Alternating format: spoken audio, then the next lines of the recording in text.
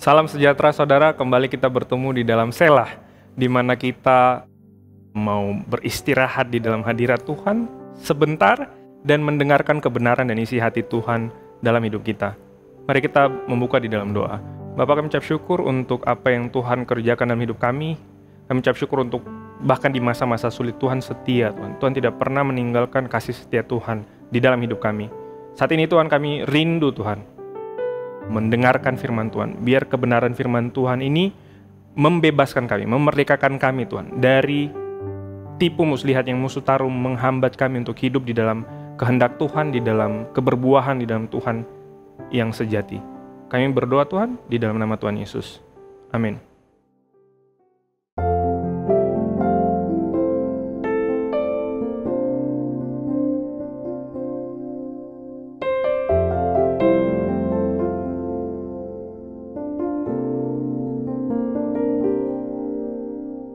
Kasih yang terindah, hati yang mulia,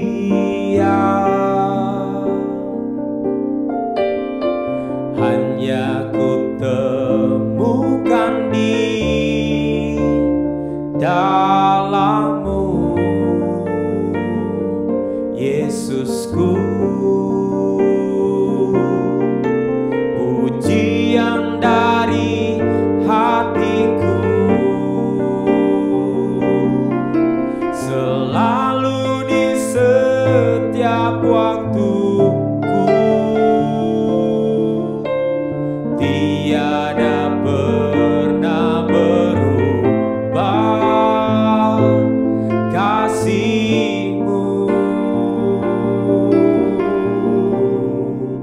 Karya terbesar dalam hidupku, pengorbanan-Mu yang selamatkanku. Engkaulah harta yang tak ternilai, yang ku miliki dan ku hargai.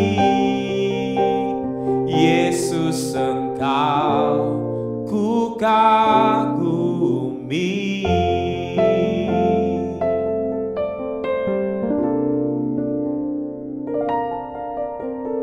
Kasih yang terindah,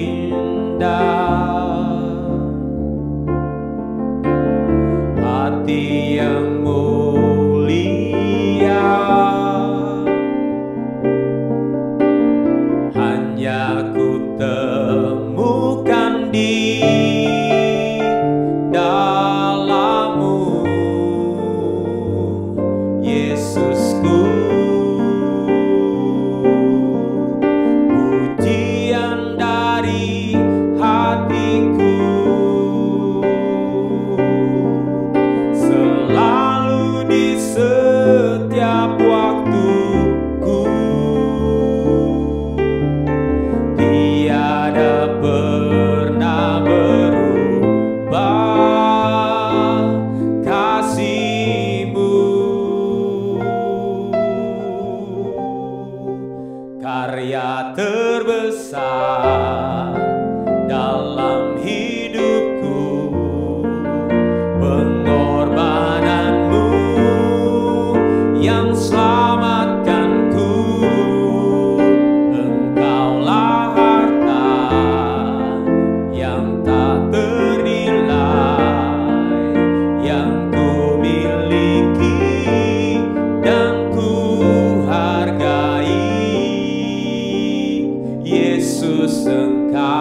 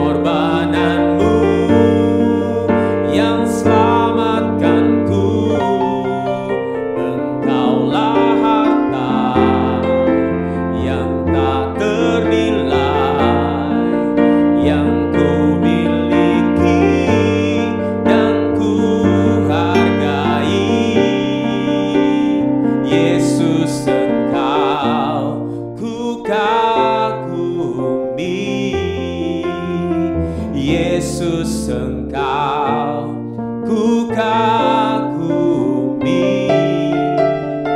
Yesus Engkau ku kagumi.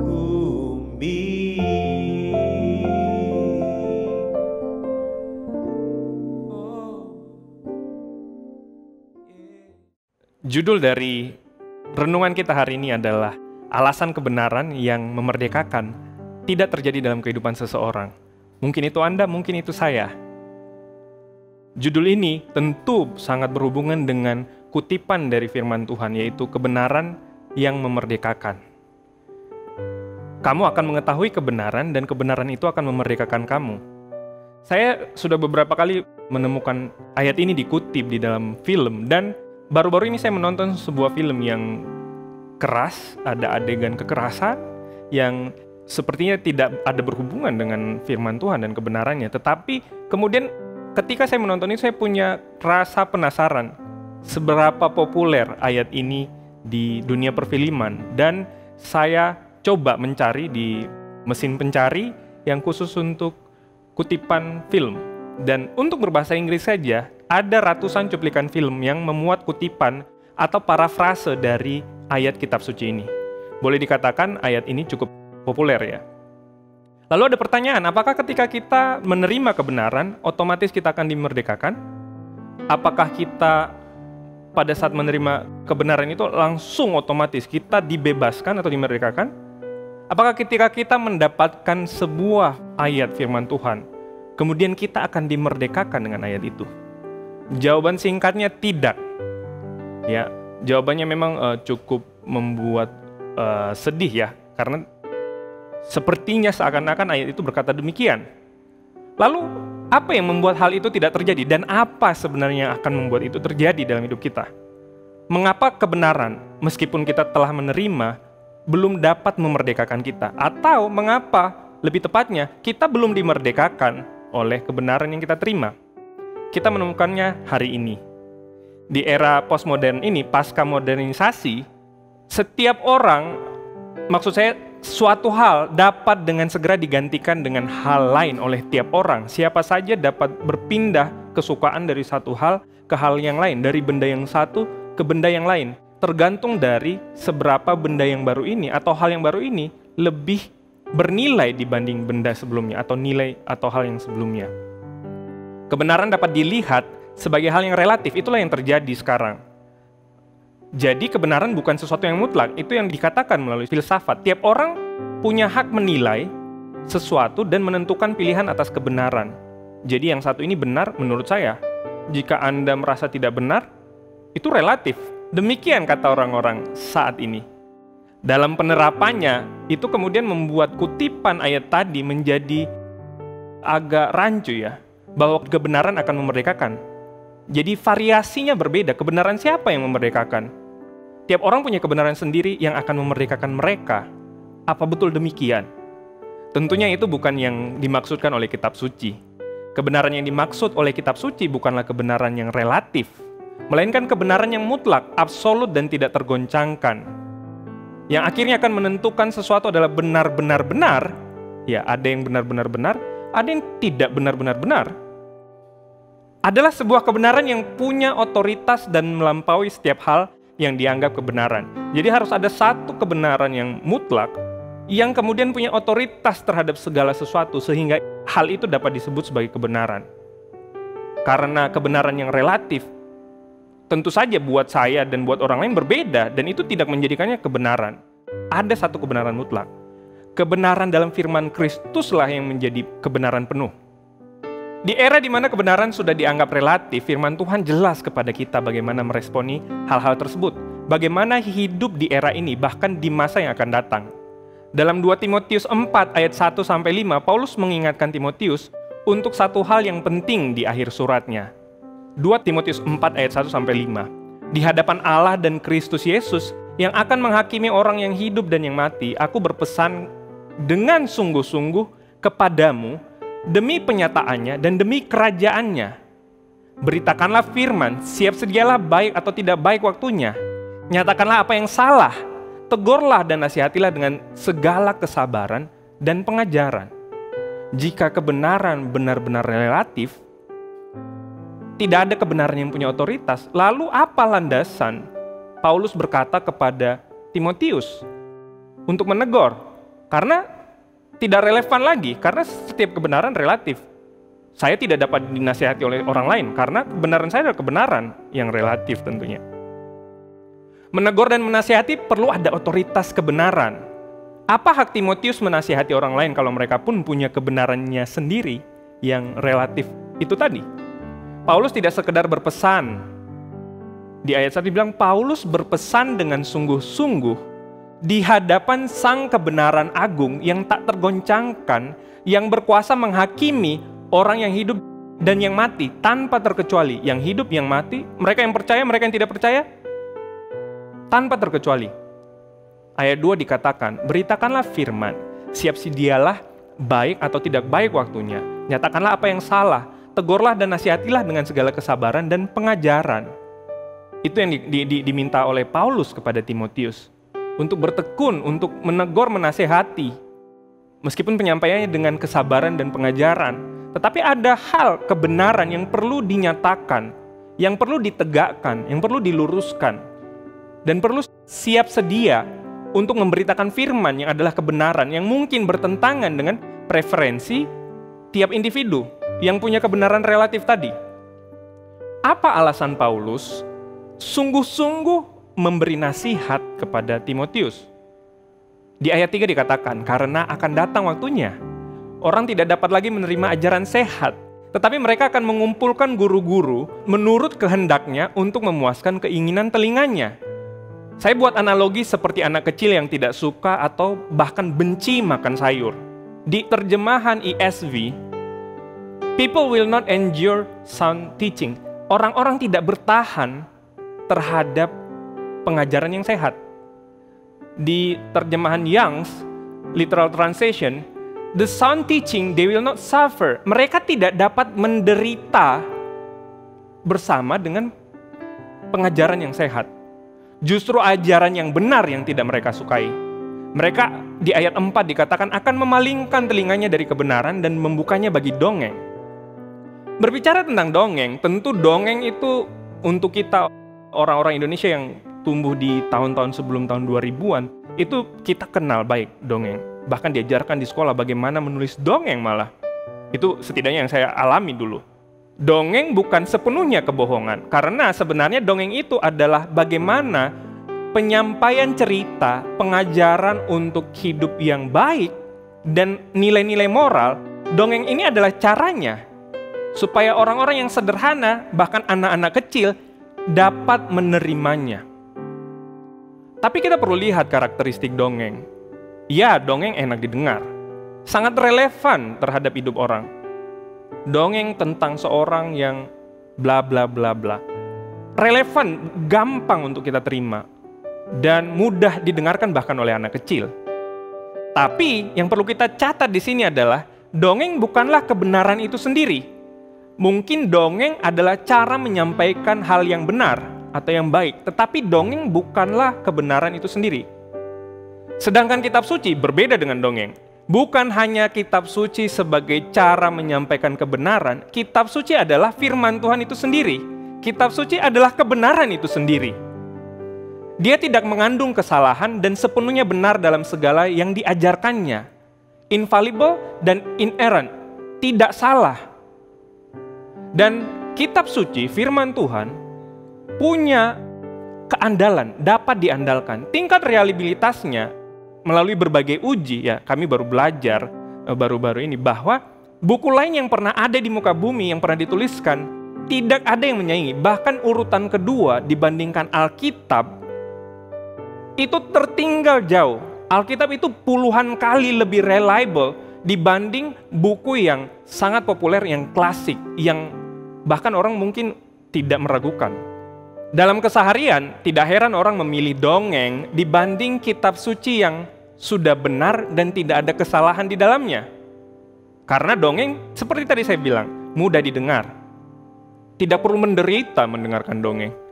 Karena kita mendengar dengan diberikan storytelling yang baik untuk didengar, yang enak untuk didengar, enak di telinga. Tetapi jelas bahwa orang-orang yang tidak mau menerima pengajaran sehat lebih memilih dongeng daripada kebenaran yang sejati. Di ayat 5, apa pesan Paulus kepada Timotius? Tetapi kuasailah dirimu dalam segala hal, sabarlah menderita, lakukanlah pekerjaan pemberita Injil, dan tunaikanlah tugas pelayananmu. Apa bagi kita pesan ayat 5 ini? Bagi kita, mari kita tunaikan tugas pelayanan kita, apapun peran kita, di mana Tuhan memanggil kita di tengah-tengah masyarakat, di tengah-tengah dunia. Saya akan mengajak kita ke sumber kutipan yang saya sebut di awal, kemerdekaan dari kebenaran. Yohanes 8 ayat 32, ini adalah ayat firman Tuhan. Dan kamu akan mengetahui kebenaran, dan kebenaran itu akan memerdekakan kamu. Ya, dan kamu akan mengetahui kebenaran, dan kebenaran itu akan memerdekakan kamu. Ini adalah kalimat lanjutan, bukan lengkapnya. Ini di bagian belakang. Mari kita baca secara utuh kalimat Tuhan kita Yesus Kristus di Yohanes 8 ayat 31 sampai 32. Maka katanya kepada orang-orang Yahudi yang percaya kepadanya, "Jikalau kamu tetap dalam firman-Ku, kamu benar-benar adalah murid-Ku. Dan kamu akan mengetahui kebenaran, dan kebenaran itu akan memerdekakan kamu." Apa arti menjadi murid? Karena disebutkan di depan adalah sebelum kita mengetahui kebenaran dan kebenaran itu memerdekakan kita, ada sesuatu yang mendahulunya, yaitu kita sebagai murid yang tinggal di dalam firman. Apa arti menjadi murid? Tentu kita yang mengikuti Kristus, yang menjadikan dia Tuhan, Master, Tuan. Kita yang mengikuti Kristus dan misi Kristus yang diteruskan di dunia. Kita menjadi satu di dalam tubuhnya, yaitu gereja. Seorang yang tidak berada dalam persekutuan dengan tubuh Kristus bukanlah murid. Mungkin dia hanya simpatisan atau orang yang tertarik dengan sebagian pengajaran Kristus, bukan murid. Kita yang menjalani manusia, ya, itu tujuan kita. Mengapa kita tetap ada setelah menerima Kristus? Kita kok tidak langsung ke surga? Karena kita mengemban misi agung Allah dari masa ke masa di tengah umat manusia, misi penebusan Kristus. Dan kita yang melakukannya, kitalah murid Kristus. Pertanyaan berikutnya, siapa yang benar-benar murid Kristus? Yaitu mereka yang tetap dalam firman Kristus, ya, yang abide di dalam firman Kristus, yang tinggal di dalam firman Kristus. Tidak memalingkan muka kepada dongeng yang hanya mengenakkan telinga, kepada ajaran yang hanya menyenangkan hati kita. Sehingga kita mendapatkan jawaban alasan mengapa seseorang belum menemukan kebenaran atau sudah sepertinya menemukan kebenaran tetapi belum dimerdekakan oleh kebenaran. Yang pertama, karena dia tidak menyambut identitasnya sebagai murid Kristus. Dia tidak tinggal di dalam firman Allah. Berikutnya, yang kedua, karena dia punya makna kebenaran relatif menjadi murid Kristus. Iya, Kristus adalah juru selamat saya. Apakah dia Tuhan? Karena untuk menjadi penuh dalam hidup kita, kita menjadikan Kristus Tuhan dan juru selamat. Bukan hanya juru selamat yang memindahkan kita dari neraka ke surga, tetapi menjadi Tuhan yang kita ikuti. Apa yang dia minta kita lakukan. Dan saya mengajak kita membaca dari terjemahan versi Tonazi dari Lembaga Alkitab Indonesia. Yohanes 8 ayat 31 dan 32. Kemudian Yesus berkata kepada orang Yahudi yang sudah percaya kepadanya, "Kalau kalian hidup menurut ajaranku, kalian sungguh-sungguh pengikutku." Jadi kehidupan yang sesuai dengan ajaran Kristus, sesuai dengan apa yang Kristus katakan. Maka kalian akan mengenal Allah yang benar.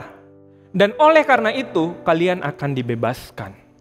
Alasan ketiga mengapa seorang belum mengalami kebenaran yang memerdekakan ialah mereka masih mencari kebenaran sendiri. Mereka berpegang kepada kebenaran yang sudah, kebenaran saya. Dan tidak tunduk kepada kebenaran Kristus. Dan yang mereka cari kebenarannya sendiri, bukan sang kebenaran yang agung, yang sejati, yaitu Allah, yaitu Kristus. Mari kita menutup dengan membaca Yohanes 8 ayat 36. Jadi apabila anak itu memerdekakan kamu, kamu pun benar-benar merdeka. Tidak ada lain Mau nasihat, mau solusi dari orang pintar, mau filsafat yang beredar di mana-mana, yang mudah kita jangkau, yang memerdekakan kita bukan kebenaran-kebenaran itu. Tetapi ketika kita bertemu dengan anak, dan apabila anak itu memerdekakan kita, kita pun benar-benar merdeka. Hal yang praktis buat kita apa? Saya punya pertanyaan. Apa yang Anda dapat lakukan supaya dapat mengalami kebenaran yang memerdekakan? Apa jawaban Anda? Berikutnya, siapa yang akan Anda minta untuk berdiri bersama Anda dan menolong Anda mengenal sang kebenaran yang agung, sang kebenaran yang mutlak, sang kebenaran yang tidak tergoncangkan? Siapa yang Anda minta untuk berdiri bersama Anda dan menolong Anda mengenalnya? Mari kita berdoa. Bapak, kami ucap syukur Tuhan untuk kebenaran-Mu Tuhan. Kami tahu kami dipaparkan dengan banyak versi kebenaran. Bahkan kami melalui filsafat dunia ini kami dapat menciptakan kebenaran kami sendiri, kami dapat berteori, kami dapat berfilsafat, dan kemudian kami katakan inilah yang benar. Itu yang dikatakan dunia. Tetapi kami mau menundukkan pikiran kami di bawah pikiran Kristus. Kami mau berkata ya kepada kebenaran Allah, dan bahwa kami menundukkan kebenaran kami yang kami peroleh dari manapun di bawah kehendak Kristus, di bawah keutamaan Kristus. Supaya bahkan kami ketika di masa-masa ini Tuhan, kami membutuhkan kebenaran, membutuhkan jawaban, kami tidak menerima mentah-mentah apa yang ditawarkan dunia. Tetapi kami melihat kepada firman Tuhan yang memerdekakan kami, yang sudah menjadi daging dan sudah taat sampai mati, berkorban di atas kayu salib demi kami, yang memerdekakan kami dari hidup, dari kematian yang abadi, sehingga kami berada di dalam terang sekarang ini. Kami berpegang di dalam firman Tuhan.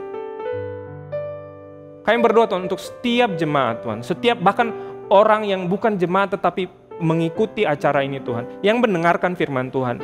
Biar setiap kami Tuhan tinggal di dalam firman Tuhan dan kebenarannya, bukan di dalam kebenaran kami masing-masing. Dan biar kebenaran itu, Engkau Allah sendiri, yang adalah kebenaran yang agung, itu memerdekakan kami Tuhan. Terima kasih Tuhan, di dalam nama Tuhan Yesus kami sudah berdoa. Amin. Tuhan Yesus memberkati.